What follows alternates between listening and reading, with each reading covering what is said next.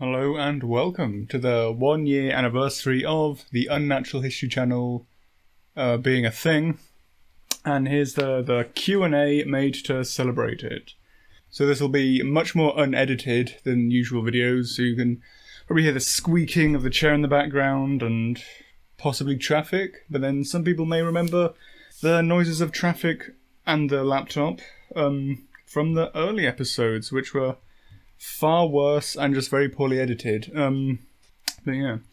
So I'm doing this on the 17th of February. The 21st is the 1 year anniversary when I made the channel, although I think 26th is when I uploaded the first one. So I'll probably go for the 21st, just because it's going to be a very busy week ahead in terms of everything. So I want to get at least something done. This walking with the video on that will probably be a while away, just because there's a lot of busyness in the future, and it'll be quite long. But let's dive right in. So the first question, well, I'm just sort of going down in whatever order they've come up in this list, is about Mitsuzune's bubble foam from a biological perspective. So I think Mitsuzune will probably get a video of its own at some point. I'm not sure when. I don't really have too much of an order past the next 6 or 7 videos, maybe. And Mitsuzune isn't in them, but things can be moved around. Things have been moved around quite a lot, depending on various things. But to answer the question, I always imagined it personally as a bit like a sort of hagfish mucus, that it can produce a lot of mucus from its skin when it's in contact with water, and mainly as an anti-predator deterrent, so if you grab it, all you get is just a mouth or a handful full of this disgusting slimy mucus, while Mitsu itself can just sort of slither on back out. I haven't looked too deep into that, but that is what I feel the best analogue probably is. Even if it's described as soapy, I think that still fits, because the mucus it's very hard to actually sort of grasp, apparently. And they can produce a lot of it relative to their body weight, and I'm not sure how well that would translate into a much larger animal and something like a leviathan compared to a little disgusting deep-sea fish, but that's something to look into for the video. Then there's a bracket of questions. Will I be revisiting any monsters that have already been examined, like the Wrath Duo? Possibly. So, depending on just like the lifespan of the channel and how long I wind up doing it for, I definitely might go back and do sort of Monsters Revisited, because there's some new discoveries in nature that I think are relevant to them, or there are some points made in the comments that I think are definitely good enough to look much more deeper into for a sort of sequel. So they probably won't be as big as the initial video, so I might do them in sort of the brackets that they were released. But yeah, I think I might do that in the future, but overall, who knows? What inspired you to make this channel? So the channel has a bit of a weird history in that the idea of me making a YouTube channel didn't necessarily start as a Monster Hunter one. But I'd come back from working abroad and then got slammed into the second UK lockdown, and obviously I was very bored in that, and I wasn't really getting outdoors in nature as much as I'd like, but I thought I could still potentially make something that was educative about the natural world, because one thing that really grated on me then and still does is like there's a lot of sort of zoologically bent YouTube educators, and to be honest, to be blunt, none of them are especially good. I think even the best ones only have like a very basic sort of overview of the animal that you could just get from an encyclopedia, and the worst ones have multi-million subscriber counts, and they just spread complete misinformation that when you have that many subscribers could be a very genuine threat to the conservation status of that animal if you're convincing people that it's useless or stupid or inept. And yeah, and then there's just the garbage like who would win, could this animal live here, no, because there's all this competition that would kill it, and all that sort of awesome bro stuff. And I know that's a term typically used in paleontological circles, but I think in past years it's really sort of amped up in extant animals as well, thanks to all these garbage YouTube channels and things like Nature's Metal that just have this very Joe Rogan attitude to everything, that everything's violent and hate-filled, and killing is the only way to get ahead in life in the natural world. And so that was all very tiresome, and I thought I'll make one that just delivers clear fact. Why I've always had the references in the video from day one to try and just be transparent. So even if you don't agree with me, you can at least see where the information comes from. And that first channel I made, which was purely zoological, there's no Monster Hunter, it did very poorly. Like, I think I made about 4 or 5 videos, and all of them, I think they got like 20 views each or something.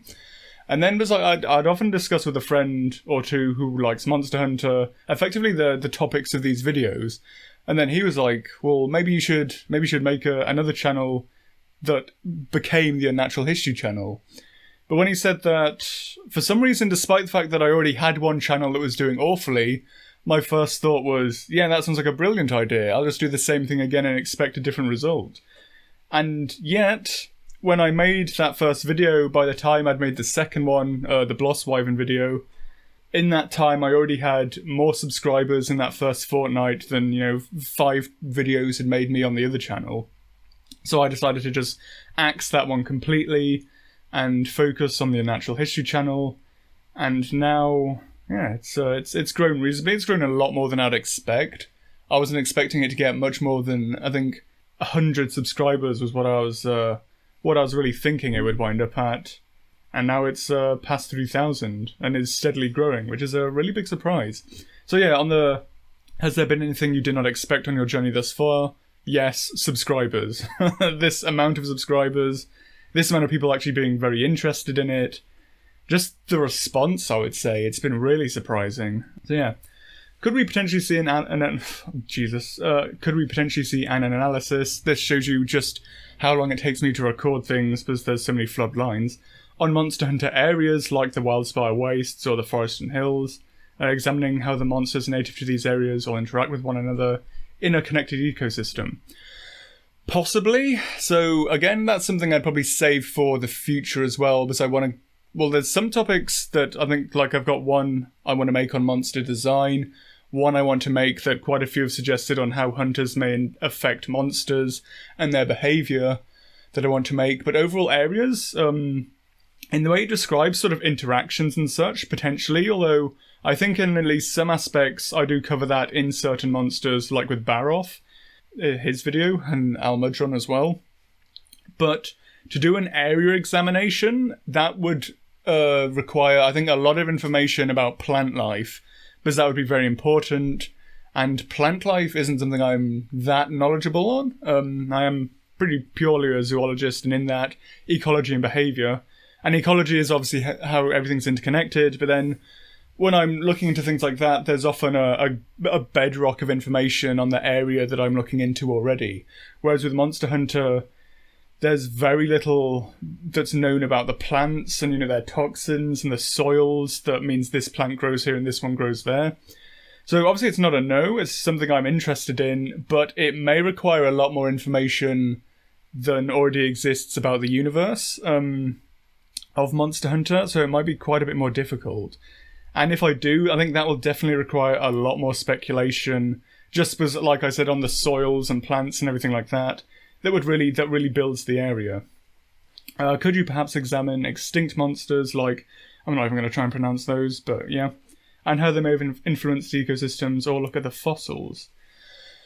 Possibly, again. So I'm always a bit shaky on the canon of such monsters, like that Velocidrome with wings, who's apparently like the ancestor of the bird wyverns or something.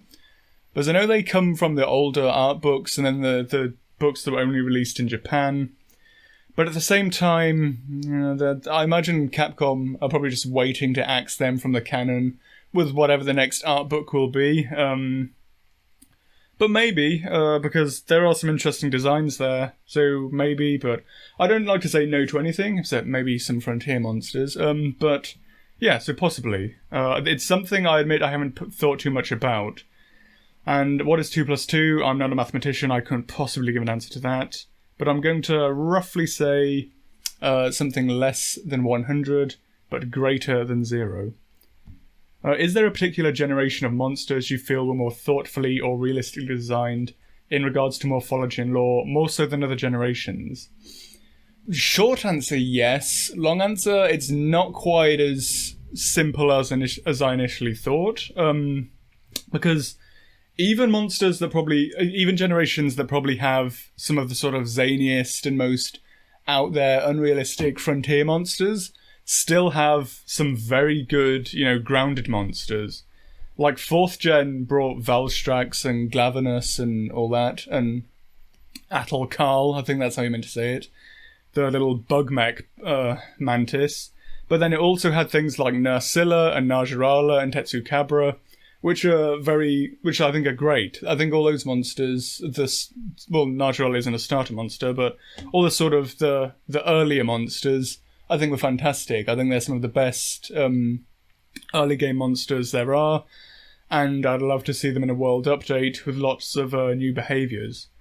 So I'd say, I'm tempted to say 1st and 2nd gen to actually answer it, because I think even the elders in those generations were much more restrained. I mean, it's easy to say, Teoshra's not restrained at all, he can just explode whenever he wants, but when he was first implemented in 2nd gen, he couldn't supernova. All he could do was where he fanned out his dander and then clapped his tusks to ignite it. And even that is based on something that happens in real life, which is a dust explosion. And they're often very dangerous in something like an industrial environment. When there's a lot of dust in the air, then you get a spark, everything ignites. And so whilst it's doubtful that Teoshra could create enough dust and have the dust, like the right percentage of dust and air and everything to actually get a dust explosion, but it shows they actually have sort of a bedrock of physics in what they were planning. Maybe not so much with Kushala, just was, what's he doing with his wind? But yeah, like Teoshra, Chameleos, they were both a lot more grounded than they eventually became in later games, and I think a lot more elders like a Matsu. And a lot of the animals that were added in 2nd gen as well were just sort of big, more dangerous versions of real life animals, like the crabs or the monkeys. And I think a lot of the 1st gen monsters, I think definitely in regards to design, like, it's very clear that they were designed with where they lived and what they did in mind. Diablos was only, I think, canonically made a herbivore in 3rd gen, but if you read the art book, it seems very likely that he and Monoblos were intended to be herbivores. Like the original concept for Diablos, even before it had its horns, it was going to plough the ground with its tail. So it was almost like a sort of farmer wyvern. And of course Monoblos is based on a Styracosaurus, which is a herbivore. And yeah, so just a lot of the monsters like that, like Kutku, he's got the big ears so he can listen for the grubs, and then his shovel beak so he can dig them out. So I'd say 1st and 2nd gen most of all. 5th gen is also quite a good contender with World, but then it gets balanced out by Rise, which is not really quite as thoughtful. So yeah, that'd probably be my answer to that, 1st or 2nd gen. Furthermore, are there any frontier monsters you'd like to see go mainline, assuming they fit in seamlessly with a more realistic cast? A Spinus. I'd definitely like to see a Spinus come to mainline someday. Back in 2nd gen, when we were all playing Freedom 2 or Freedom Unite, I think it was announced that a Spinus would be coming, but then he wasn't because the whole frontier debacle happened, and we never got him. Or the not the Ancient Forest, the Great Forest in any other game. But yeah, we were all very excited for him. I think he looks like quite a cool animal. It's quite funny that one of the most frequent complaints about Frontier is, everything's covered in spikes. And one of the original wyverns that everyone wanted was. But that's an example of where, it really fit. He was the rosebush dragon that lived in this ancient forest. So it was just quite a nice design. The Leech as well, whatever the Leech Leviathan is, I think his name begins with a B. I think if you sort of toned him, gave him a sort of a bit of a different tone, a bit like what they did to Zenoga to put him into World, and yeah, I think he could fit quite nicely, especially if they had a proper cave map, which I think they should do at some point. I think that'd be quite a cool environment to have devoted to an entire map of its own. But yeah, I think he could fit quite nicely in. He's not too excessive. The bit where he uses his tongue to drink is a bit weird, but it's still Monster Hunter. And yeah, he's quite a nice design. Maybe the wolves as well. I think it's Arugaron and his wife, whatever. But yeah, I think they could fit quite nicely, and it'd be nice to have a an actual proper wolf monster, not just a sort of vague wolfish design. But then with Lunar Garon, who's coming in Sunbreak, I think that's probably axed their chances of ever getting in. But I would like them. I think I'd prefer them to Lunar Garon. And the rest of them, like, there were some monsters that I would originally say, I'd probably say yes with a bit of a redesign.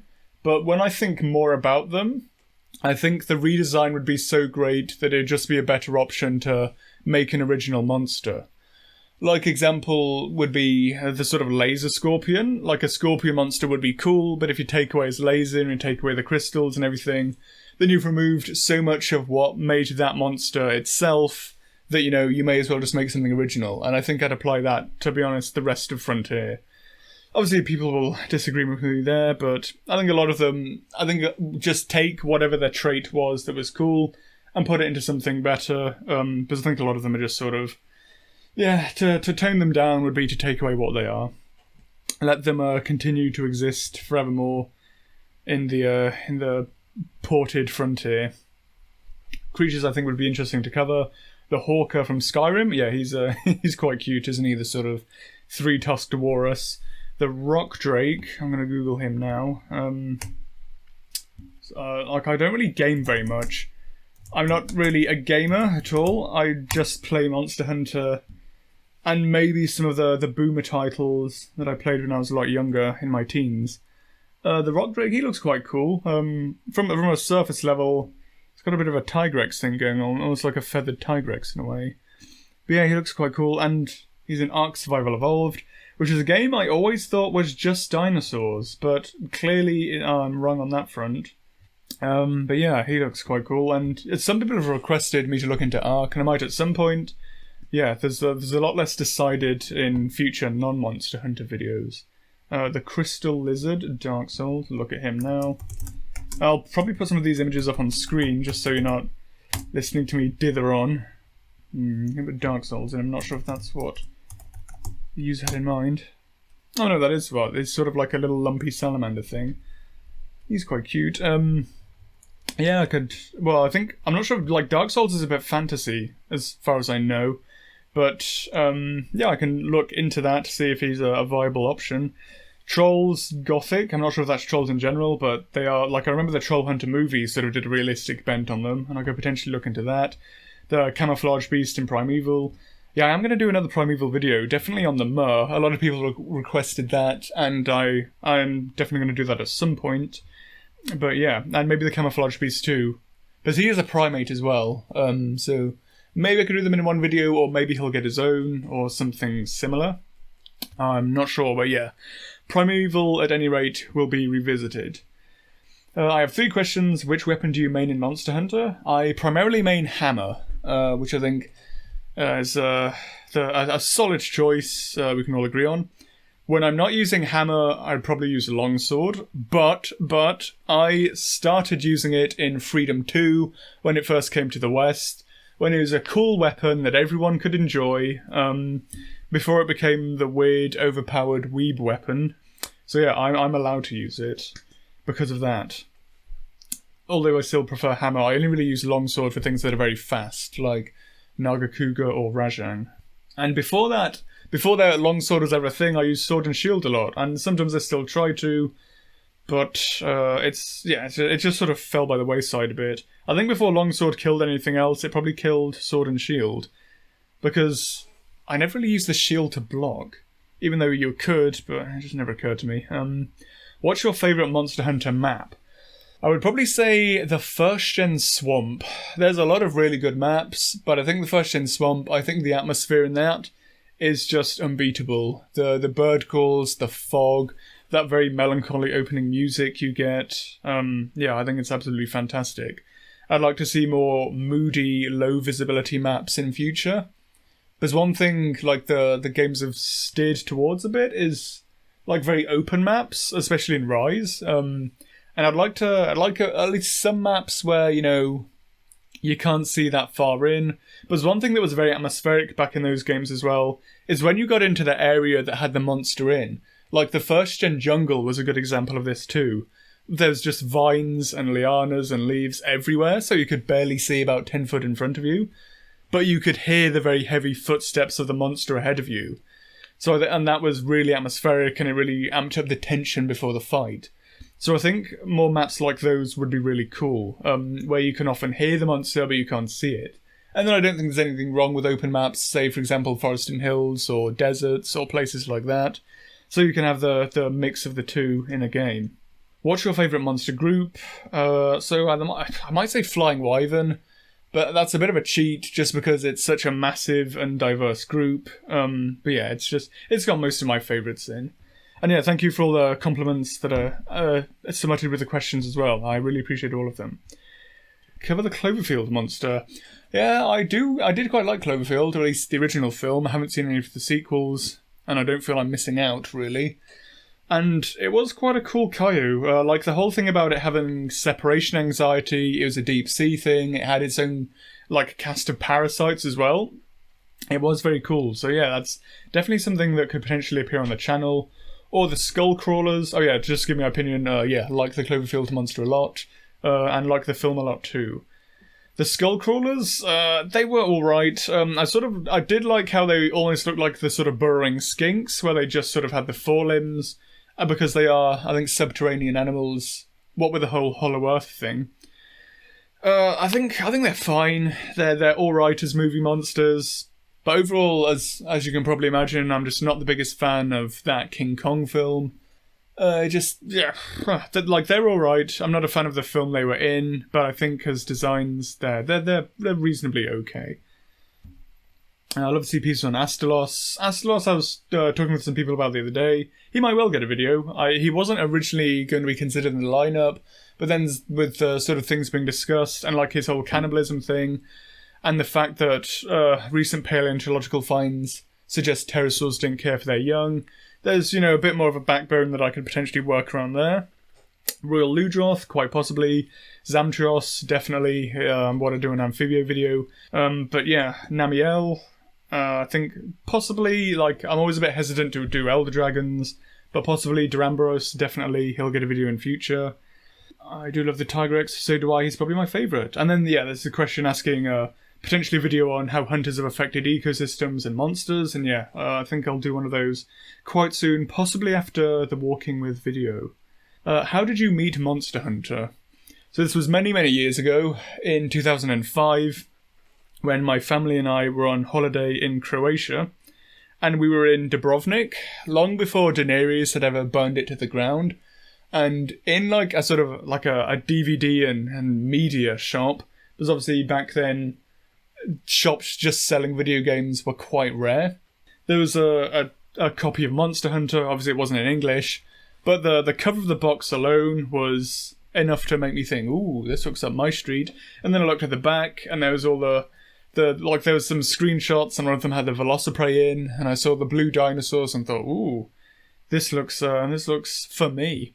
So when we got back because that was a summer holiday, I bought it. Well, my parents bought it for me. And it was love at first sight. What do you think of your community? I think, like I sort of said before, but I'm always very surprised at just how positive and encouraging everything's been. In the Discord, things can get a bit weird sometimes, but overall, of the 3K or so people who show up for my videos, it's just a lot of positivity and this is awesome. And even when people agree, they do it very respectfully and well, here's a theory I had that clashes with your own, not sure if it's true or not. So yeah, it's 99.9% positive. There's the occasional actually person, and what always amuses me about those is that they're very often wrong. Like the amount of people I'm not sure there's that many, but there's quite a few who say white monobloss are females in heat, which isn't true. But yeah, for the most part, it's just very positive, and yeah, I'm surprised and pleased about the community overall. On average, how long does it take you to make a video? So, before making this, and just how busy I'm going to be in the next few weeks, the average, and to be honest, over the festive period as well, the average was probably 2 weeks. So it would be 1 week of writing the script, a day to record it and edit it down, and then a week to sort of put the video together and have all the moving parts and videos and what have you, and pictures. So on average, it would have been 2 weeks. In future, I'm not sure, just because, things are getting a bit hectic in the next week, and maybe continue to be so. I'm going to still keep making videos, but it might be longer than 2 weeks. And over the festive period when I was very busy, it was definitely a lot longer as well. And with the bigger videos like Kong or Primal or the Walking With video, it's obviously a lot longer. I don't really set a date for those. It just it's as long as it takes. And have I ever considered creating a Patreon? I've thought about it briefly, but so obviously the fact that people are suggesting it, very flattered by. Although one thing I don't want to give is the impression that it's a service. Like, I don't want people to think like, oh, I've given you this much money, make a video on this, or include my theory, or things like this. And obviously, like I've said, my community is very positive, so I'm sure they wouldn't. But even then, but there's still a chance, it might sort of lead to a different attitude to the channel. And as well, you typically give rewards for Patreon, and other than the usual of being in the Patreon, have your name on screen, have me read out your name, I really struggle to think of things I could actually give as valid rewards. So it's something I've thought about, but it's not something I've thought about that hard. But I thank you for suggesting it, if nothing else. It's very, very kind of you to at least suggest. And who knows, maybe one day. But one thing I don't want is to be dependent on YouTube for all of my money. Just because I think once you do that, there will be a drop in your quality unless you're already massive. Just because it forces you to make a lot more videos much more quickly, and maybe things that that won't interest you and you won't have your passion behind. Will I ever do my own Spec Evo? Probably not. So it's not that I don't like sort of imagining my own things, it's just I'm very busy, and so to actually sit down and put pencil to paper in that regard, there's just not that much time for it, really. The Cryptozoologicon I have read. It's fantastic, by the Holy Trinity, whom everyone loves. There's a lot of very signature John Conway art in there, which is always very, very appealing. And it's just quite a fun book as well, to sort of take the idea of cryptids and then sort of put a realistic spin on them and treat them as if they were animals and stuff like that. And how they may exist if they were real, and it's a lot of fun indeed. And it's a topic I quite enjoy as well, like what would X be like if it was either still alive or alive in our world today. Obviously not saying any cryptids are still alive because they were never alive. Well, maybe the ivory-billed woodpecker, some apparently consider that a cryptid. But it's a bit like there's an artwork by, I think it's Jacob Rzalski, who's a really cool artist who does a lot of sort of Slavic myths, sometimes with a realistic bent, sometimes not. And he did one piece called The Last Mermaid of the Northern Sea, and it is what it is. It's this mermaid trying to drag herself to shore after she's been harpooned. And I remember seeing that and thinking, like, it could be really quite a cool sort of jumping off point to explore, like, there's conflict between fishermen and seals in a lot of parts of Scotland or Scandinavia or Newfoundland. Like how you can use fictitious animals as sort of conduits to explore things with real ones, like existing conflicts or topics with real ones. So I think in that sort of that vein of applying real life biology to fictitious animals, it's always a lot of fun. Chimere, I have not read. I did look at a lot of the art when I saw this question, and it seems like a really impressive piece. All of the art I quite enjoy. It's quite nice to see some still existing, some extant animals sort of mixed in there with both the Spec Evo ones and the extinct animals. All of the Spec Evo ones, like, I'm quite impressed as well. Like, that's probably some of the most restrained Spec Evo stuff I've seen. A lot of them look like just sort of prehistoric mammals, like mesonychids or something, or just more primitive forms, or things that are just very recognisable as animals. You know, they haven't sort of leapt in at the deep end like Afterman and just sort of given everything 5 limbs and it walks on its hands and now it's suddenly a dinosaur and things like that. So I'd need to give it a full read before I full on made my mind up, but from what I can see, I like, and that's some very nice Spec Evo. And a nicely realistic bent on it as well. Or at least the art I'm currently looking at is. Would you ever consider talking about endemic life? Possibly. There's a lot less information about them, and they're much closer to real animals. So, like with one of the geckos, it literally is just a gecko. So there's not too much for me to dive into there. But again, possibly. Favorite monsters. So someone else also asked for my top 5. So to sort of distill that down, Tigrex is probably the number 1 favorite. The Blosswyverns as well. I think I might cheat and put them as sort of joint second. I'll combine them as one, because I do love the Blosswyverns. Odogaron or maybe Yankutku as third. So third, fourth, either Odogaron or Yankutku. And then 5th, it's quite hard to decide the 5th. Because there's quite a few I really quite like. Possibly Seregios, possibly Basiljuice, possibly Lagiacrus. Maybe one of those 3. The other 2 can be runner-up and highly commended, respectively.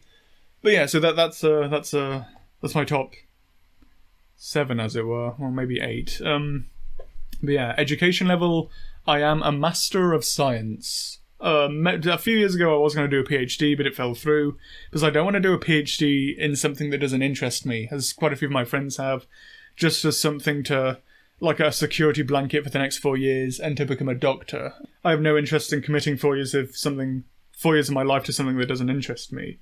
So maybe someday I will be Doctor, a Natural History channel, but for now, I am merely at a master level. Would you consider doing a video? I smack my chops a lot as well on this, I've noticed. That's something I have to edit out quite a bit in the actual videos. Would you consider doing a video on the Future is Wild After Man? Future is Wild, I haven't watched that in a while, and quite a few people have requested it. But if I remember correctly, didn't they already have cutaways to talk about here's why we think this evolved into this and things like that? So if that's the case, obviously there's been a lot of new discoveries since then, and obviously my own takes on things. But I think the format of that documentary, if I'm remembering it correctly, might actually look it up now. It sort of negates me sort of making a video if the explanation is already there. But obviously it's not a no, but it's just something that I think it's maybe not the best idea, just because it explains itself really. I remember there being cutaways, but yeah.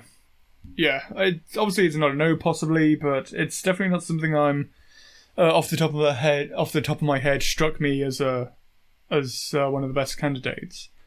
Afterman, maybe, possibly. I did do World of Kong, and I imagine the video would work in a similar format. It's not something I've thought too much about, but possibly. What made you want to start this channel? So I already covered that one. Consider doing an ecology on Subnautica. Maybe, although I don't want to say what other people have already said, and I noticed that Curious Archive has already done a Subnautica video, and I think a few other people have as well. So I might have to watch those before I decide, just because, I'm not sure how much more I'd be adding, but I do like Subnautica and the things within it. So it's possibly. Favourite realistic fictional organism? So outside of Monster Hunter, probably something from King Kong or The Future Predator, maybe? What are your takes on the realistic effectiveness of each weapon type for hunting large animals? So I know Shadiversity, he did a video on that. I can't remember what his conclusions were. I think he liked the greatsword, assuming you can actually wield it. I think, so for a monster, I think I personally would want a lance. Just because you've sort of combined your offense and your defense. So if a monster wants to come in and attack you, it has to risk impaling itself on a giant spike. And so I think, in that regard, that would be my weapon of choice. If I was superpowered like a Monster Hunter, maybe greatsword, just because you can sort of jump over the monster and ram your sword into its face. And I imagine that would be hard to argue with. So for a large animal in our world, I think, probably again the lance. Just because I don't think you'd want something big and heavy, because if you're trying to hunt something like a tiger, and you miss, and you really commit into the swing of a greatsword, in the time that you miss, it's just going to pounce on you and then that'll be game over. So yeah, I think Lance just Lance forever, as far as I'm concerned. That's what all the medieval knights supposedly used. Chameleos, he could potentially get a video of his own. He's my favourite Elder Dragon. I forgot to mention him in my top 5 favourites. But yeah, Chameleos is a big favourite. And he's reasonably realistic and very quirky and characterful. So yeah, he could well make a video and he's a big favourite of mine. Did you major in ecology/biology in university, or are you just very knowledgeable? Yes, I did. So obviously in the UK we don't really have the minor major system. But yes, my undergrad was in zoology and my master's was in ecology. So yeah, I like to imagine I'm reasonably well equipped. Would flying wyverns like Tigrex, Diablos and Monoblos eventually phase out their wings? Or do they serve some other realistic purpose?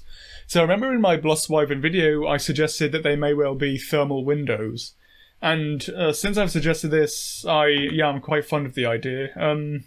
I think it's a very good explanation as to why they haven't left. I think all that vascularized thin tissue would be very good for big animals like that to shed a lot of heat.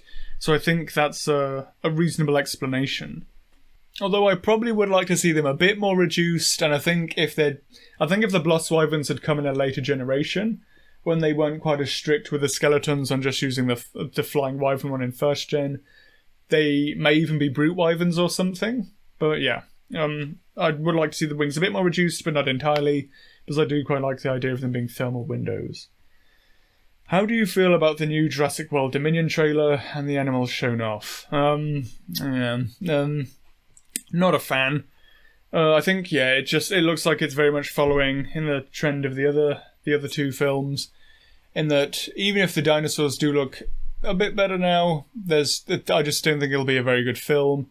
I don't think the writing will be very good. The Giganotosaurus looks horrible. I imagine it's a Quetzalcoatlus. They looked quite good in the prologue, and then we see it literally ripping off the Monster Hunter film Rathalos, the forbidden film. And it just doesn't look great. It looks like a lot of dinosaurs being monsters and not animals, and Blue and probably the T-Rex are probably going to be the hero again. And it looks like he'll just be another thing to miss and then watch on a flight on an airline. Right, now I am back. I just took a quick break there. Not that you should know, because I'm going to edit out the time. Alright, picking up where I left off, recording this in multiple segments. Let's see what the next question is. What would your perfect Monster Hunter game be like? So, I think there's 2 directions I could really take that in. So one would be sort of continue going open world and just have the typical massive Bethesda-style open world game with all the villages, sort of all the old maps embedded into an open world system with lots of different biomes. Most of the monsters back, an actually good story that includes the guild and sort of shines the light on what a lot of people are suspecting they've become, even if Capcom seem allergic to actually making them appear genuinely bad in the game, despite the fact that that's sort of clearly the most obvious route to have an impactful story in Monster Hunter. And actually include the monsters as well, give them lots of sort of environmental behaviours and actually give them a proper role in the story. They're not just sort of objects and obstacles you have to slay. Their meaning in the cultures and your interactions with them are things that crucially drive the story forward.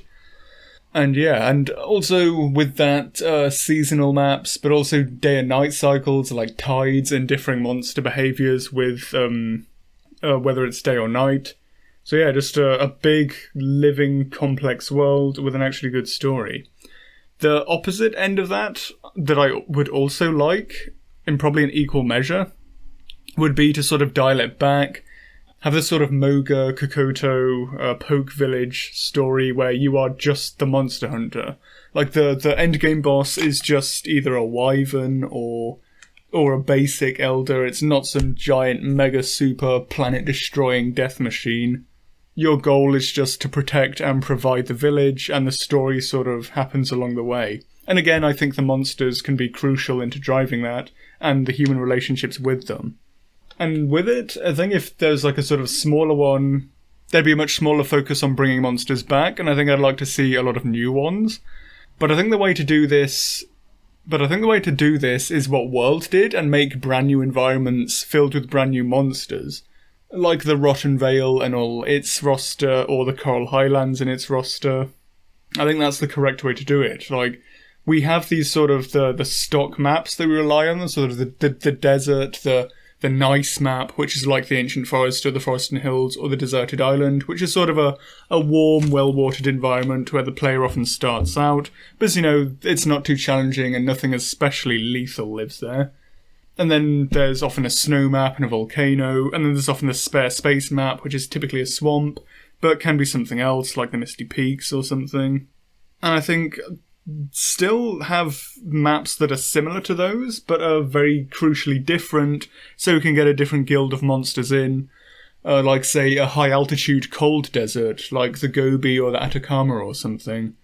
Like a boreal forest, but it's not a snowy mountain, it's actually a forest or a proper tundra, because one thing Capcom do a lot is they use place names without actually knowing what they mean. Like the 3rd gen mountain isn't a tundra, it's a mountain. And similarly, the marshlands aren't a marsh, they still seem to be a swamp. And so I think have some new creative areas and new creative monsters in them. Because despite, like, all the maps we've had so far, it's probably only really, like, the Rotten Vale and the Coral Highlands that are properly new ones. The rest are just sort of variations on a roster that just keeps spinning round. As nice as some of the new maps are. Why don't you like Barioth? Well, I can't remember if I've said I dislike Barioth in one of these videos, or if that's from the Discord, but it is true, I don't like Barioth. So one thing is, when he was originally introduced, he was just this relatively, I don't use the word crap, because I don't want to enrage all the Barioth appreciators out there. What's another word that I can use? Well, anyway, the thing is, like, so Tigrex was absolute power. It was easy to dodge his moves, and they were often very long and very slow, but if he hit you with one, that was a big chunk of your health gone. Nagakuga was very fast. You would often get hit by him, but you could often just shake those hits off, because they weren't very damaging other than his big tail slam. And Barioth, like, the notion of having the sort of in-between, the sort of more generalist Wyvern, would be quite cool, and then Barioth came along, and instead he somehow felt like a discount version of both of them at the same time. And on top of that, they gave him Kushala's most annoying attribute of having wind, and Kezu's most annoying attribute of being able to crawl on the walls. And when you put all that together, it just made quite a mediocre monster, or at least I thought so. And as well, I don't really like the design. I think he's just a bit goofy, because he's got these huge teeth in a mouth that is incredibly poorly designed to have them, and he genuinely doesn't look like he's actually grown his own teeth. The way it sort of squishes his cheeks up into his eyes makes him look like just before his cutscene roll call, he's just sort of stuffed 2 of them into his mouth and now he can't even see properly. And on top of that, he also can't eat because his sabers are so long and his mandible is so small he can't open his mouth properly. And that's never good monster design. And on top of that, whilst I quite like a cool saber-tooth monster, Barioth isn't one. Like, I think if they'd actually taken inspiration from actual saber-toothed animals, instead of just sort of the round general cat head with some saber-teeth stuck in it, then yeah, he could have been quite cool, but as he stands, he isn't. Although what I will say is in Iceborne, he feels much more like his own fight, he's much more pleasant, he's got a lot of sort of dive bomb attacks and things like that, and I think fight-wise he's much better, but I think design-wise, he's never going to be one of my favourites. As well, sort of relating to what I said earlier, one thing Tri did very poorly that didn't win it many fans in the existing franchise at the time was it just tried to erase a lot of the old monsters. Like, it tried to replace Gravios with Uragan, it tried to sort of replace Kutku with Kurapiko, it tried to replace Tigrex with Barioth, it tried to replace the Dromes with the Greats, and I don't think that's very good design. As I said, make new environments with new monsters, don't just reuse old environments and then try and stuff these new monsters in when you already have perfectly good ones fulfilling that role. Especially with Tigrex, a lot of people liked him, he was a very big favourite, and then when Barioth comes in and tries to replace him, yeah, it was a bit of a knee-jerk response there. Not many people liked him. I know he's very popular among people who started in 3rd gen, but not so much with quite a few earlier gen people back in the day. One requesting Nergigante. So yeah, like a lot of Elder Dragons. I may get to some of them. Some are definitely easier to do than others. I don't have any in mind relatively soon. Nergigante, there's some good behavioural ecology in there. With his reproduction, not quite so much, and with his spikes and everything. So these are definite possibility. There's definitely some things I can compare him to off the top of my head, like with his habit of preying on migratory animals. But yeah, so yeah, possibly in the future. Outside of that, Glavenus or Mitsuzune. Mitsuzune probably, Glavenus probably as well, but I need to wait for the Iceborne book before I tackle him. What are your opinions and guesses for ancestry, evolution, speculative or otherwise of the wyverns, as well as mammalian-like monsters? So, it's a bit hard to say, because apparently / canonically, they all descended from Wyvern Rex, who's just Tigrex, effectively. And I really dislike that, because that's typically not how the evolution of volant animals works. You don't get big and then develop flight. It's much more, you're something small and arboreal, and then you develop flight because it helps you move between trees, and then you radiate out from that, and then you become big. So if it were up to me, I think there'd be a wingdrake-like ancestor. There would be the common ancestor of most wyverns, and then that diversified into what they are today. I guess, one thing we've never been told about Wyvern Rex is how big it is. It could well be just a little Tigrex weasel that lived in the trees, and I'm technically right, but I'm gonna assume that's not what they were intending. But either way, if it were up to me, it would be the sort of volant, arboreal, wingdrake ancestry, but if it's up to Capcom, it's Wyvern Rex. Why do Wyverians place phylogenetically laying eggs? No comment. The hypoendocrine mutants of the Isle, or even the normal species.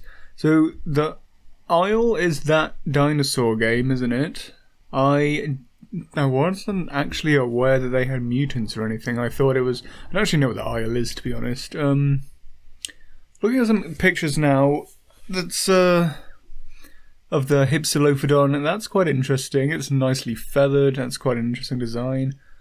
From what I can see so far, it all looks reasonably alright. All these dinosaur games just sort of blend into one, really, after a certain amount of time. I don't know if you're hunting the dinosaurs, or they're hunting you, or if you're playing as the dinosaurs. Gritty open-world survival horror. Yeah, it seems you're the human trying to survive. But no, this is... what I'm watching right now, it's all looking quite good. Well, let's find a mutant to look at. So it's got the sort of Blade 2 vampire jaw, doesn't it? The sort of predator mouth. That doesn't strike me as a good adaptation to actually deal with the stresses of struggling prey. Strikes me more as something you'd use to sort of ensnare relatively small prey.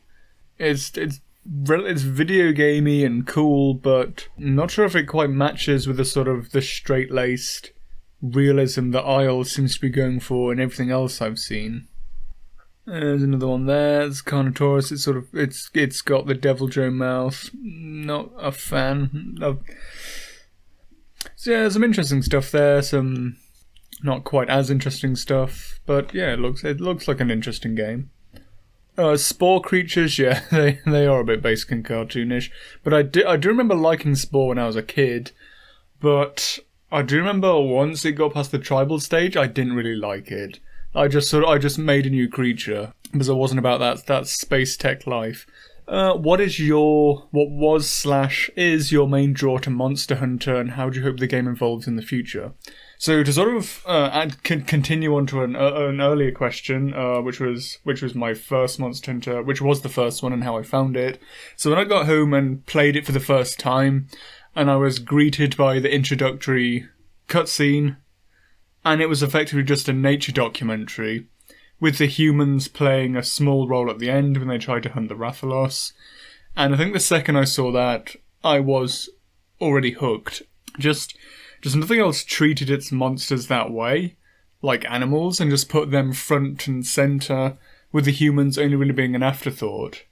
And as well, just had such good reasonable behaviours, like the mother tries to defend her young, the Velociprey go for the calf, the Rathalos steals it, and the Velociprey just run. Yeah, just the second I saw that, I knew this game franchise was for me. And then when I started playing it, it was a lot of the same. The first Monster Hunter has a very slow start, but at that age it didn't feel very slow. It felt like exploration.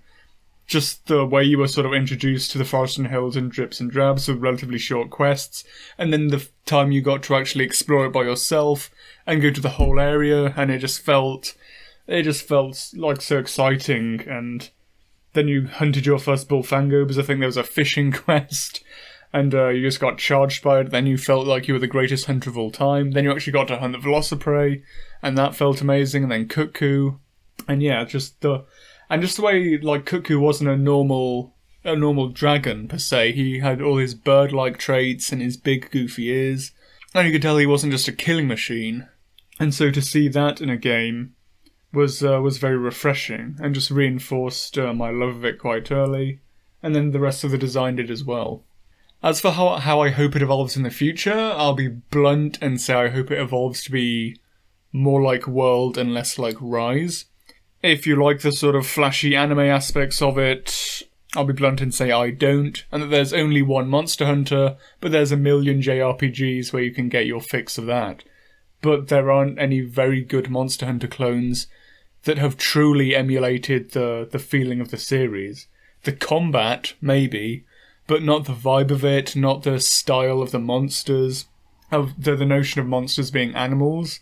So in that regard, I would like Monster Hunter to return to its roots a bit more, and be less anime. I'd also like to see them sort of double down on making it a world, a bit like I said earlier. Like, I'd like seasons back, but I'd actually like them to mean something in the maps. So, like, certain maps can become flooded and become water combat areas, like the items you gather in that area will change with seasons, like different flowers or plants. Different monsters will move into different areas with different seasons. All that sort of thing. A proper day and night system that actually affects things, like tides could be a thing. Some monsters can be purely nocturnal. Some can be purely diurnal. And I'd like the monsters to be much more central to the story, rather than just sort of obstacles. So it's a lot of what I said earlier, really. Just an increased focus on the monsters and the world, really. How do I feel about each generation's rosters and design philosophy? So one thing I'll say is that I will definitely defend the first gen Wyverns with all my might. Just because it's very easy to say, oh, they're all just flying Wyverns are all crap, all on the same skeleton, and I definitely disagree with that. Because there's quite good variety in those fights, and what with the gimmicks that were applied to them, like Diablos burrows, Kezu crawls on the walls, Plesioth swims, even if it's really obnoxious. There's some decently different moves, between the bird wyverns and the flying wyverns.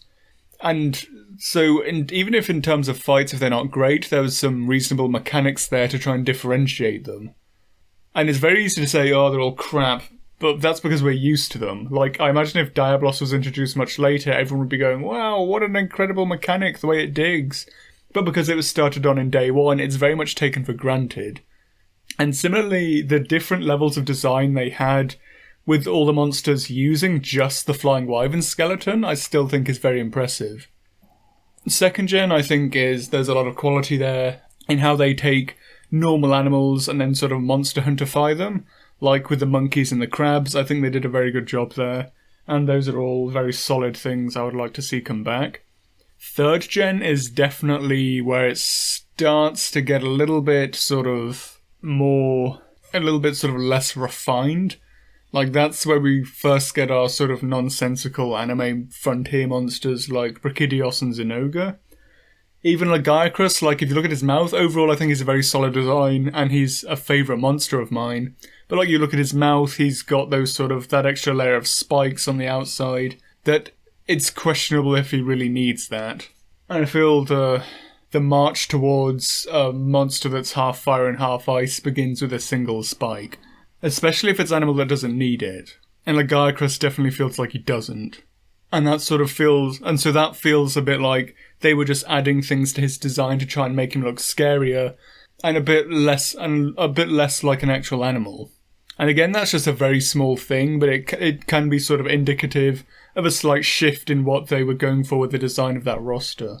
And then 4th and 5th gen are very bipolar with their designs. Like, a lot of the earlier monsters are fantastic. Celtus and Scylla and Tetsukabra are all great. They're very restrained. And then you have some of the later monsters which aren't, to be blunt, and it's the same in World. Most of World's roster is excellent. And then you've got Xeno'jiiva at the end, who's just sort of a bit out there. And I don't actually mind that too much. I think so long as the bulk of the monsters are quality, I'm happy. And so I'd say that there isn't a single bad generation or a single bad roster, because most of them at their core still stick to the same development. I'd say it just varies in the amount of sort of nonsensical explosion monsters that we get. And I think successive generations also probably get a better opportunity to engage with the initial ideas of Monster Hunter a bit better. Because 1st gen was just so limited with its skeletons, I imagine they had a lot more ideas, they just couldn't fully utilise them because they didn't have the technology. Like, if you read the original art book, a lot of the ideas that came in later generations were already there. It was just they were limited by the technology of their time, much like Iron Man's dad. In terms of monster, I like to see covered, Nergigante, the snake wyverns, and neopterans. Yeah, definitely the Temnesorans. Well, I didn't actually say them out loud, but they were on that question. I do want to cover both of them. Have a nice book on spider ecology that I'll be digging into for that. Nergigante I've already spoken a bit about. Snake wyverns. Najala is a great monster. The Remobras, not quite so much. But definitely a possibility. I haven't actually thought too much about Najala for the channel, although I know some people have been quite keen to ask for it.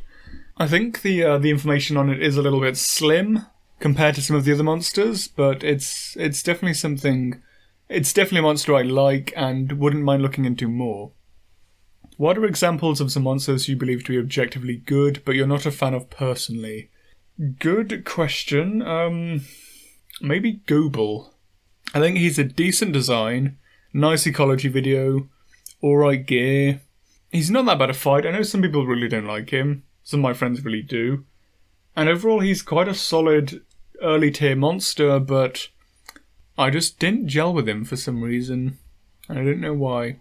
And then also, probably Palumu and Puki. They're both quite good monsters. They've got some very solid attacks. They're quite different to one another. Again, they make great use of the Flying Wyvern skeleton and how different all the fights in World actually feel like, with the Flying Wyverns at very least. And they have quite nice ecology, even more so with the art book and how they interact with their environment. That's all fantastic. But once I'd fought them and slain them once, that's probably about as much as I think about them. Even if Puki did get his own video. And Palumu, his turf wars are great, but yeah, outside of that, I rarely think about him. What monsters are you dead set on not making videos about, and what are your brief thoughts? So probably the black dragons, just because I don't think there's anything really ecological you can say about them. That you could make a video breaking them down scientifically, but I feel that would be much better suited to something like a physics or chemistry channel. Because on a biological front, and especially on the sort of videos I make, ecology and behaviour, there's next to nothing about them in that regard. As monsters, though, I think Vatalis is, he's a sort of archetypal evil black dragon. It's a fairly standard fantasy trope. But the way he was implemented in World, I think was really quite good.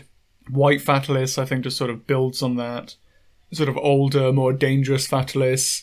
I think he might be coming in Sunbreak. That's just my own sort of crackpot theory. Because his theme was updated for the musical anniversary, and even if they're going for a more medieval fantasy aspect, White Fatalis is the much more sort of oriental looking, with his deer-like antlers, which are much more what Asian dragons have, or Eastern dragons. There's also probably Magnum Marlow. So I definitely don't want to make a Magnum Marlow video. If I ever got a Patreon, I think I'd have the £500 option at the end to be like, completely dictate a video of whatever you please. And that's the only way I would do a Magnum Marlow video, confident in the fact no one would pay that much for a video on him, or indeed anything. And yeah, you can guess my thoughts, really. I don't like him. I don't think he's a very good monster. He's an alright fight. It's about the nicest thing you can say about him. I'd go as far to say he barely belongs in Monster Hunter. He's just so egregious to the design philosophy of literally everything else in there. Like, he is such a bad monster that the world has to bend around him to accommodate his existence. Like in his introductory cutscene, he's just giving off these great plumes of purple fire, so the Toby that he kills, it prefers a warrior's death, so it commits suicide. Animals have to commit suicide around Magnum Marlow, because he's so poorly designed he cannot hunt by himself. So there's a few of the monsters that I probably wouldn't make videos on, but I wouldn't say never on them. I think Black Dragons and Magnum Marlow are the only never ones, I would say. Off the top of my head, at least. Which game do you prefer in terms of game design and gameplay, comparing Rise and World? World, hands down. Can we see an analysis on the environment? So, already sort of covered that one. It's a maybe, but it would require a lot of speculation on my behalf. What's your theory on Xeno and Safi'jiiva? Are they aliens, or have they been created from bioenergy? So I don't think they're aliens, even if Xeno'jiiva could sort of lead you to believe that with the name. It's hard to say how they reproduce, but it definitely does seem to be sort of crystal related, doesn't it? But yeah, I think they're native animals. Is there any connection between Valhazak and Namael in terms of their ancestors' history and ecological connections they have between them? Possibly, because I feel Valhazak was originally a coastal species, and it only, in evolutionary terms, relatively recently moved into the Vale. And I think it probably moved into the ancient forest first as well. I'm not sure how related they are. I don't think they're especially related personally. But considering Namael is effectively a sea dragon, apparently, there definitely would have been some territorial overlap with the presumably coastal Valhazak ancestor. So how those interactions may have played out is anyone's guess. Would you be interested in looking into some speculative projects like the World of Birds, well, Serena as they call it? Possibly. So Serena, I really like Serena. I think the art and everything, all that is great. Whether it really needs me to break it down, I'm not sure on. And also, it's an absolutely massive project. I'm not sure how I'd begin to climb that mountain. But if nothing else, know that I do quite enjoy it.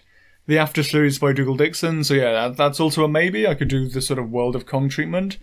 I'm not sure if someone else has already broken that down, but a bit like Subnautica, and a lot of people have suggested Star Wars as well, but I just saw Curious Archive released a video on the animals of Tatooine, so I feel other larger people may get to those first.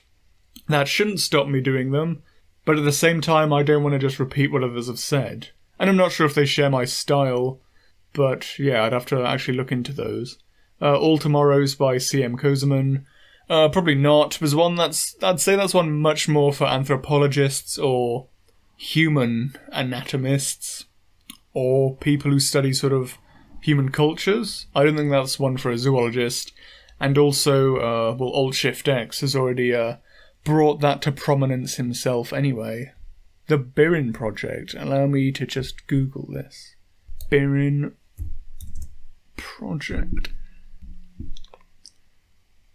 Oh, this I am aware of. In fact, I mentioned that on the Discord the other day. Who's the person who makes this? Or at least does the art for it? Alex Rees. Yeah, someone's already seemingly beat me to it. It's Curious Archive again. So I'm not that sort of deep in that, but I do love the artwork. Is it Alex Rees who does the artwork? I feel it's someone else. Maybe it is him. He's got that similar style to the person who does the Scandinavian sort of mech artwork, whose name I'm gonna look him up. Simon Stellenhag. It's very reminiscent of his stuff. Does he do the art? It's very similar. But yeah. So I'm not 100% familiar with it, but it looks cool. But it also looks like someone else has beaten me to it. But that's no reason for me not to give it a shot anyway. So the Burn Project could well be something I could do. Could you attempt to explain dragon energy? So I sort of gave a shot at that, a very open-ended shot, in the Kushala video. I effectively think it's probably an immune response, or something to do with an immune response that's especially prevalent in elder dragons, and it requires a lot of minerals to produce. And so elder dragons are uniquely well equipped to produce it in trace levels to kill off infections, due to their diet of due to how much minerals they consume. Wyverns that don't quite have a similar diet, or are carnivorous, have to consume a lot of other monsters to get a similar mineral content to produce it, which is why animals like Deviljho or Ebonio may have their hungry reputation. There's a lot of theories on it, and that's the one I came up with. There's some that it's sort of naturally sequestered in the environment and only some animals can take advantage of it. There's a lot to talk about there. There's a lot of theories. I don't think we'll ever get a straight answer, but that's the one I came up with myself. Perhaps an ecology of the Monsterverse would be cool. And yeah, some people did ask about the Monsterverse in this as well. I overall enjoyed the Monsterverse. I won't say any of the films really got past a 6 out of 10 for me. Maybe a 7 on a very good day. And that it's a bit like what Ian Malcolm says in The Lost World.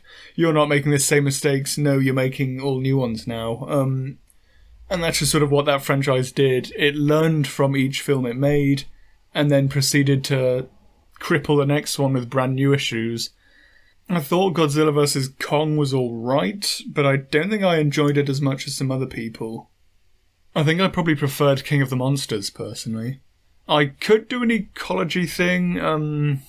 So there's a lot of Godzilla content out there already, and I'm not sure how much that would just be pouring a bottle into an already full ocean of water. Especially because Monsterverse is really weird, and then it occasionally tries to sort of have like a slightly grounded bent on things. It's like, oh, here's all the binomial names of the Titans. And apparently they're all one genus, which is rather painful to endure. So I might do one, but one thing I want to do first is sort of a video on Kaiju cinema, rather than on Kaiju biology, I think. And as well, I think that if I did a Kaiju biology one, well, a Kaiju ecology one, that would also be quite speculative, because even in the films that have a lot of interaction between the monsters, their overall ecology is a little bit shaky. It's definitely not impossible, and I might well do it at some point, but it's not a focus I have for a video anytime soon. And like I said, I did want to make a sort of general Kaiju cinema video before that. That would be more of a commentary. Do you have any favourite dinosaurs that are entirely fictional? Yes, just about everyone on Skull Island I absolutely love. I think my favourite is probably Ferructus, but I think I love all of them, really. Also, maybe the Disney Carnotaurus. I think that's a really good example of a theropod that differentiates itself from the Jurassic Park T-Rex very well, even if it's not especially accurate. But then you did say fictional, and who knows, with the giant Kenyan Albelosaurid, maybe that will actually become a much more realistic dinosaur than we first thought. So there's Terra Nova. I remember Terra Nova. I think I made it 3 episodes in and then stopped watching. It was a very painful series to endure. I remember there's Carnotaurus were in that, and they're actually portrayed relatively nicely, from what I remember. They were depicted as very fast, which they probably were, well, by dinosaur standards at any rate. I'm not sure if I got far enough to see much else. Looking at it now, and I can see, the Aceraptor. The Slasher, as they are known. whip-like bladed tail capable of cutting a man in half. Interesting. Yeah, they look quite interesting. I could potentially do a video on that. Hopefully without having to watch more Terra Nova. Prehistoric dragons from Reign of Fire. Yeah, I love the Reign of Fire dragons. I do want to do a dragon video at some point. What format I would do it in, I'm not sure. Maybe even a dragon tier list. And yeah, whatever dragon video I do make, they will definitely be front and center in it, as I think they're absolutely fantastic. The Grey Gorillas from Congo. Yeah, so I haven't seen the film adaptation of that. Apparently it was awful.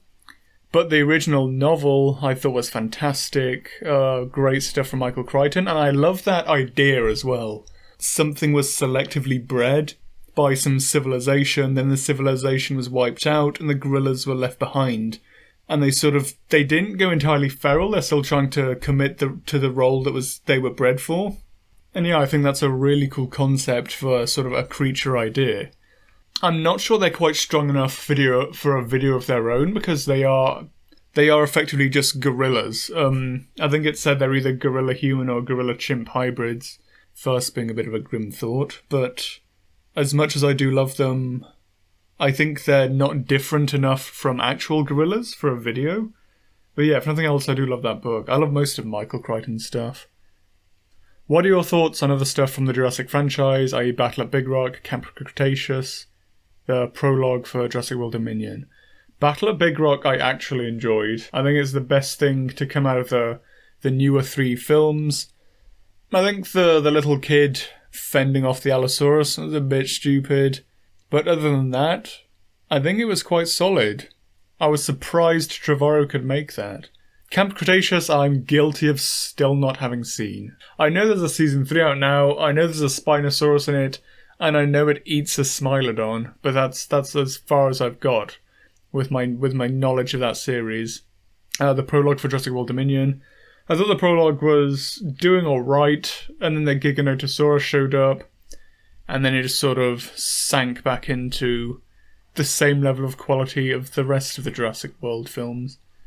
Do you think, if possible, Capcom could design a new monster that evolved from Slagtoth?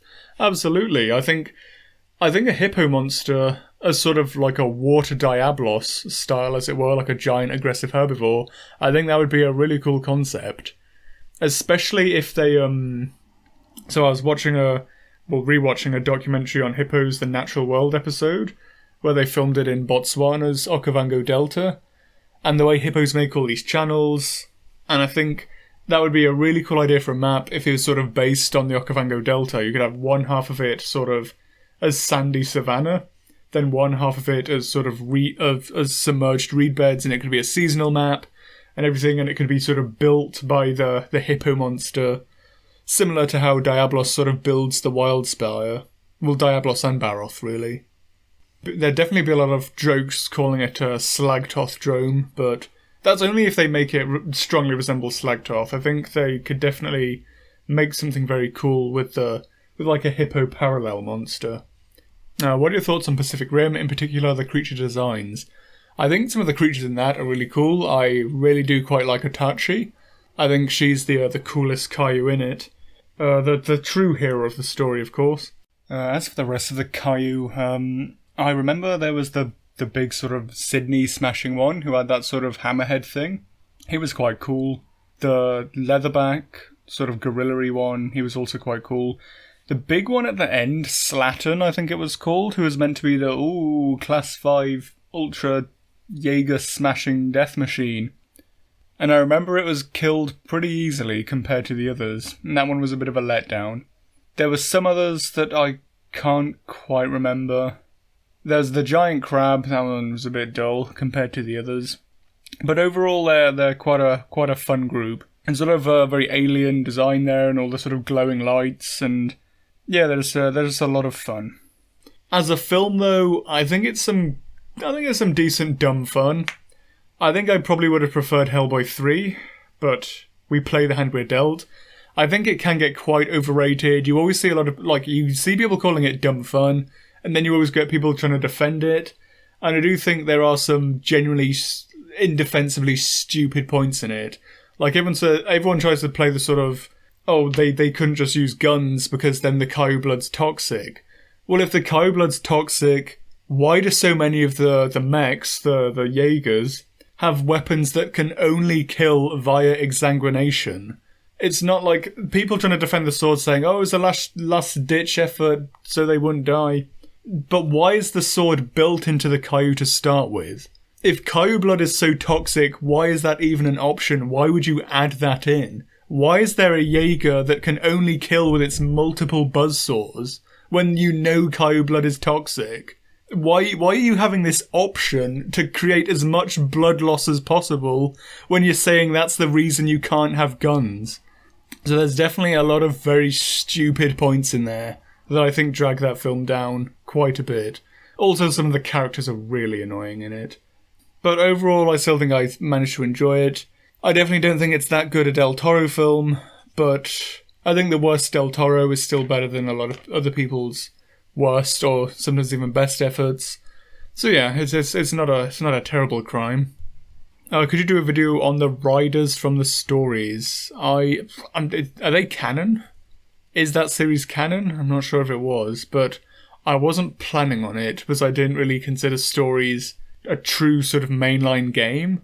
Because I think if it was, we would probably see a lot more people riding the wyverns. So I wasn't unfortunately planning a video on that anytime soon. But yeah, I have no real plans to cover stories, unfortunately. Even though I know quite a lot of the fanbase love it. Ideas for ecology, Gammoth. Yeah, Gammoth I'll probably do at some point. Renoplos will probably feature if I do another herbivore video, and I probably will at some point. Azuros, Lagombi, and Volvodon. I admit I've not given those three much thought. I definitely could do a video on them, but they're not one in the roster that I have something planned for. An episode on the Magalas and the Frenzy virus would be awesome. It would. I do want to do something especially, and probably more based on Frenzy and its potential epidemiology in the Monster Hunter world, rather than a look into the Magalas specifically, but they would definitely be a strong factor in it, because, well, they're the ones who produce it, obviously. So, yeah, like, that is something I do want to do, and it's something I've wanted to do from the early days. That would be quite a big one to research. Like, I was quite good at epidemiology in undergrad with that module. But yeah, it's something I'd like to do. It's just something I haven't sat down to properly commit time to yet, but it's definitely something I want to do. What is your first MH game? The first one. What's your least favourite generation? Interesting. Least favourite generation. I might actually say fourth. Even though I think Monster Hunter 4U is probably the best overall Monster Hunter game, I still think the things 4th gen adds are not good enough to save it from the sins of Generations and Generations Ultimate. And I think 4th gen probably added the least of any generation. Everyone says, oh, 4U, what an amazing roster. Yes, it is an amazing roster, and most of the amazing factors of it are probably the returners from earlier games. So yeah, I might actually say 4th gen then. Least favourite monster, maybe Magnamalo, maybe Valstrax, probably one of those two. Maybe Bulldrome as well. Bulldrome sucks. Hope to see the Fated 4. Yeah, they'll probably all get done in time, eventually. James Cameron's Avatar, the creatures would be cool to cover. I think Trey the Explainer has already beat me to it. But again, I need to check out his video to see if how close his style is to mine. But yeah, I could definitely have a look into Avatar. Nothing else. I remember enjoying that film when it came out, if nothing else. History with the franchise. So I've sort of summed that up with my sort of tales of 1st gen. Once 2nd gen rolled around, everyone in the West was very keen for it. Then we found out we weren't getting it. And so much of the fan base was regularly scouring YouTube or the various message boards and forums that existed back then for more info on it, praying for a Western release. And then instead we all had to buy PSPs so we could keep playing it. But yeah, then obviously I got Freedom 2 long before Freedom Unite. And a lot of my quote-unquote memories with Freedom Unite are in fact with Freedom 2, not that it makes much of a difference. And yeah, really enjoyed that. Enjoyed the additions Freedom Unite made. Then Tri came around, and that was when a lot of people, myself included, dipped from the franchise for quite a bit. And I only really played 3rd gen on my friends' consoles because they had a Wii, and then I think a Wii U or Nintendo DS, whatever you played 3 Ultimate on. Because I've only ever played Western releases. I haven't emulated anything just yet. And yeah, a lot of people already in the franchise at the time, as I sort of said before, weren't that keen on Tri, and so were put off it for a bit. And then once 3rd gen was ended, I hadn't tapped out of the franchise entirely, but I didn't play any. I think after 3U, I didn't play any Monster Hunter game again until World, and I wasn't really paying much attention to the franchise. And then when World came around, that got me back into it because a friend had a PS4, and I noticed it was getting very popular, and I thought, I used to play this series as well, That sort of reinvigorated things. And then once I'd sort of checked back in with World and then gone back through 4th gen to play 4U on a friend's DS, because I don't actually have one of my own. Yeah, I was back in the Monster Hunter world, and I haven't left it since. Thoughts on the Black Dragons and their constant world-ending capabilities they're given. So yeah, I don't actually think they could end the world. Fatalis has got White Fatalis has got some weird stuff going on with his eclipses. But yeah, I think they do live in the world, so I think they're not going to saw off the branch they're living on, like a stupid Looney Tunes character. And the fact that Fatalis can now canonically be killed, and we can see he's incredibly powerful with his sort of fiery abilities. I think they're a class of monsters that are very strong due to their chemical or energetic abilities. They'll remain very mysterious, but I don't think they'll be quite as hyped up as prior games where they were often implied to be sort of world enders, as you say. I doubt I'll ever do ecology stuff on them, and they're definitely not my least favourite monsters, but they've often been my least favourite aspect of the Monster Hunter world, just in that everything else is so grounded and sort of has its place in nature. And then there's these very sort of removed dragons that seem to exist more in myth than anything else. And it always just felt like they clashed a bit with the rest of the roster and what the series was going for. But I don't hate them, and now that they're sort of integrated fully into it, they have their place in things, and I imagine they're still... A lot of people enjoy the challenge of overcoming them. So yeah. Will you, or are you even interested in Frontier stories or other spin-off media? So I'm not too interested in most of the spin-off stuff. Frontier is a bit meh. Don't expect to see that on the channel anytime soon, nor stories. I think stories are just sort of a fun little non-canon thing as far as I'm concerned. Frontier is just doing its own thing. And as that thing got progressively zanier, I was not a fan of it. What are your thoughts on Godzilla series as a whole? So, I haven't seen all of them. I've seen the Shin Godzilla movie, and I thought that was excellent. I haven't seen the 2 anime series. The legendary one I've sort of discussed a bit, the Monsterverse. The Forbidden 2000... Was it 2000 or 2001? Whatever. That one I remember enjoying as a kid, probably not so much as an adult.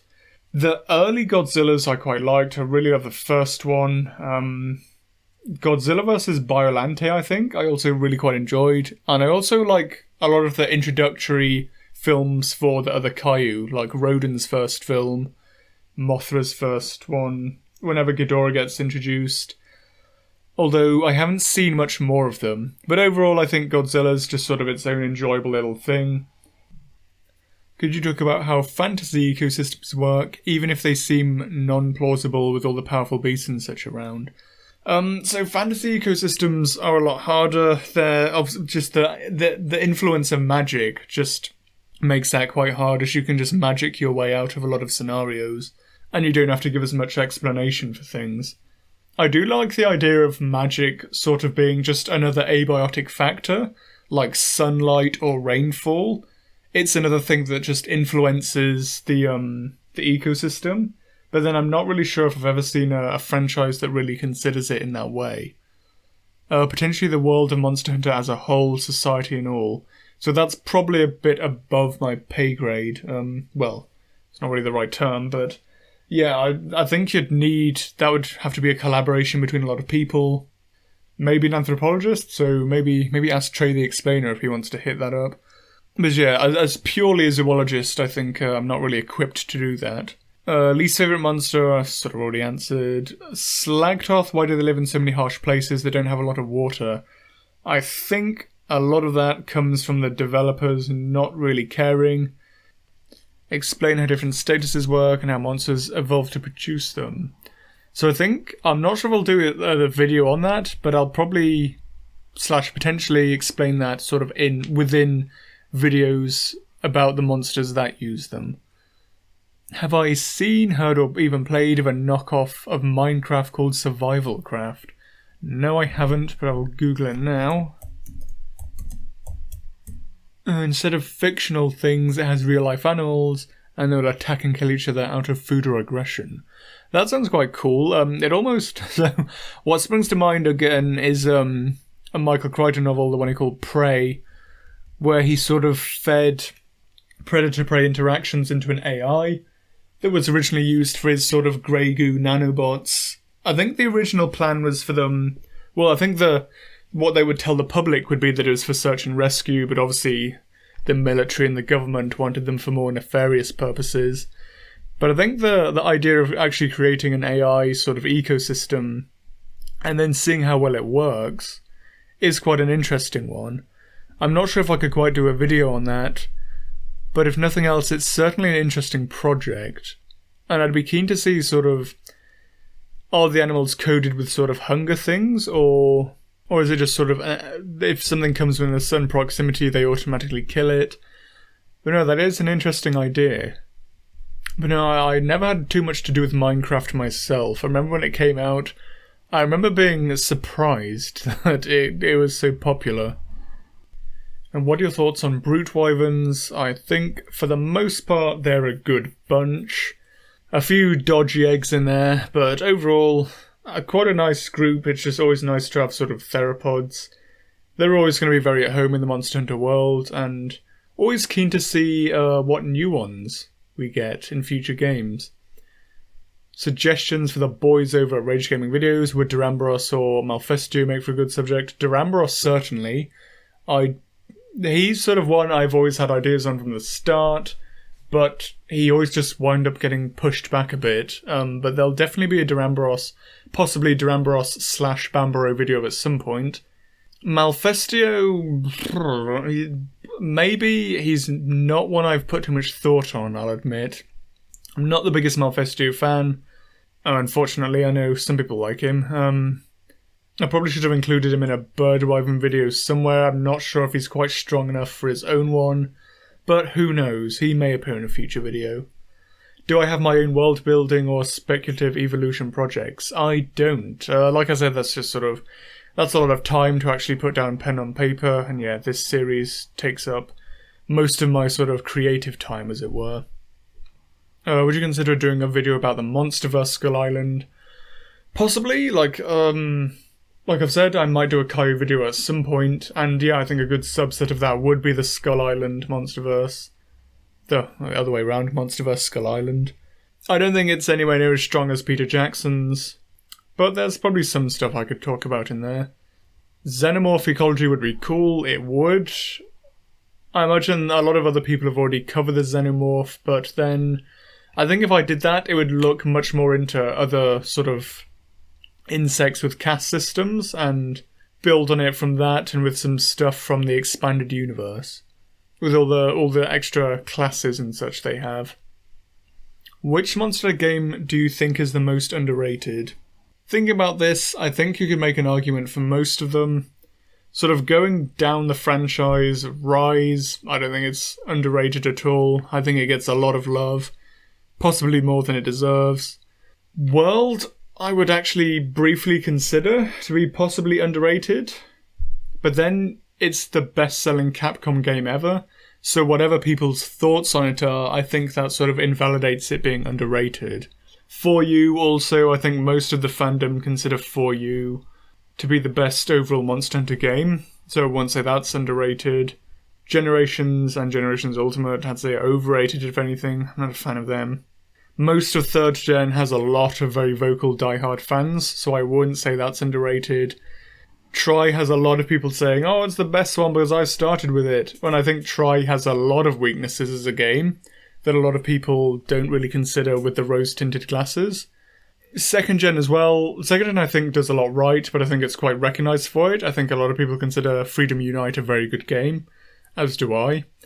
So really, it just leaves me with probably the first Monster Hunter. And again, because I think a lot of people would say, oh no, that one's really crap.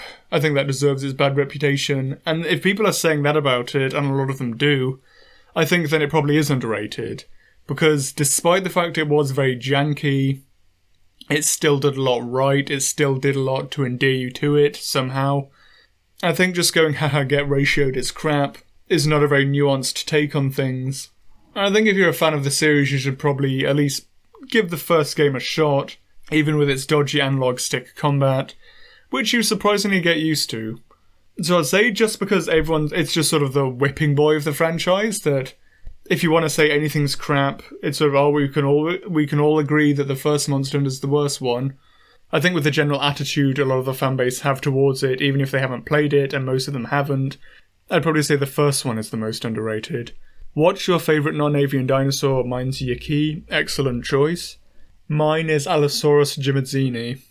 And if you're wondering, is it because of the Ballad of Big Al? Then you would be right. Maybe a topic on lineans and what effects maybe if a similar species or culture happened in real life. Most curious about earlier generations where you can hire palicos from a peddler. Is he a middleman? Are they adopted and fostered by said peddler to be better equipped as hunting partners? Yeah, that's actually quite an interesting topic. Because the Lineans sort of have their own agency, but then there are people peddling them. So you have to wonder, what is actually going on there? I didn't have any plans for a Linean video. Again, I think the aspects that are being suggested, that's probably better equipped to someone who deals with human cultures and stuff like that. As a zoologist, I'm not sure how well equipped I am to deal with that myself. But a Linean video like their sort of biology could potentially be quite interesting. Who's the best brute wyvern and why is it Abiorugu from Frontier? Sadly it's not, it's Anjanath. Abiorugu, well, whatever his name is. The big sword-tailed discount Glavenus. Yeah, I know a lot of people really like him. I've always been a bit indifferent. I'm just not really interested in Frontier monsters, and I think the fact we already have Glavenus, we just don't really need another sword-tail in the franchise, really. Which groups do you think aren't monophyletic in Monster Hunter? Good question. I think most wyverns probably are.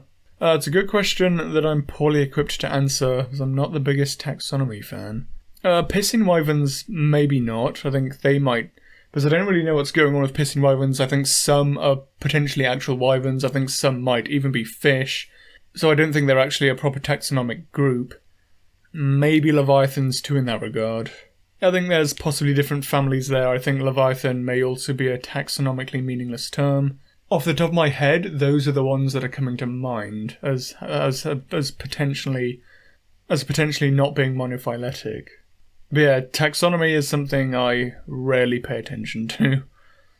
What are your thoughts on Laranoth? Do you think more sauropod monsters should be small or large/boss monsters?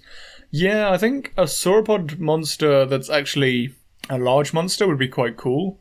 An issue does arise that you sort of get the Gammoth problem. A lot of people don't find her very fun to fight because she's so massive with her giant hitboxes and big area sweeping attacks. So I think if it was done right in maybe sort of a big open area, like it could be a desert specialist or something, how you'd make that work is up to you. Although the Morrison formation was a bit of a drought-ridden dump a lot of the time, so, and I'm sure Capcom wouldn't really mind. But yeah, I think it could be done, but you'd have to consider just how you're going to fight something that's so long. But I think more sauropod-style things would be cool in Monster Hunter. Speculative cladogram of Monster Hunter monsters. Never made one myself, but there are plenty in the Discord. Do wyverns lay eggs? No comment. Favourite Skull Island dinosaur or monster? Name your top 3. Ooh. So I think Feructus is probably my favourite. It's tempting to have Venatosaurus and the V-Rex. in there as well. So from the film, from things we see in the film, probably those three. From the book itself, if we then form a sort of a second round of monsters, like book only or ones who just run in the top three to start with, I think the Carvers were very cool. I think that's quite a nice idea. The sort of pair-bonded therapsids that were sort of top jungle predators was a very nice idea. Pteranodon is also very cool. And I think Gladiodon was also very cool. I like the sort of the feathery crests it has to attract mates, assuming they can hide them so they can actually hunt via ambush. I also quite liked the quadrupedal dromaeosaur, even if that's absolutely broken from an anatomical perspective. I like the idea of a dog raptor. Favourite monster of fight, ecology, and mix of the two. Favourite monster of... So I think mix of the two is probably Odogaron. Because I love Tigrex, but I think his fight is a bit samey. I think some of the older Diablos fights, I think World was a bit limited. But I think Diablos/Monoblos probably take the cake for ecology. Mix of the two Odogaron purely for a fight is a good question. Maybe Basiljuice or Seregios. In fact, I might say Seregios. Talk about my boy Tigrex, please. He will get his time, trust me. He's my favourite monster, so obviously he's definitely getting a video. Just waiting for that sweet Iceborne book. Why Duramboros fly? Why indeed? Yeah, it's probably my least favourite move of his. It just looks like it would kill Duramboros. Right, so I think that's everyone. I think that's all the questions covered. So I hope you enjoyed. If you got this far, thanks for watching. And once again, for all the sort of comments, the compliments and I love the channel, good stuff, so on and so forth, the people added with their questions, thank you again for all of those. The walking with video is still a long way away. About a third of the script has been written. And yeah, it should be quite a chunky one. So it'll take some time to make. But if nothing else, hopefully this may tide you over a little bit until it's out. I'm not going to give a release date just because it's quite long, but it'll probably be a while away. But after that it should be more business as usual, hopefully, who knows. But yeah, until then, hopefully I will see you then.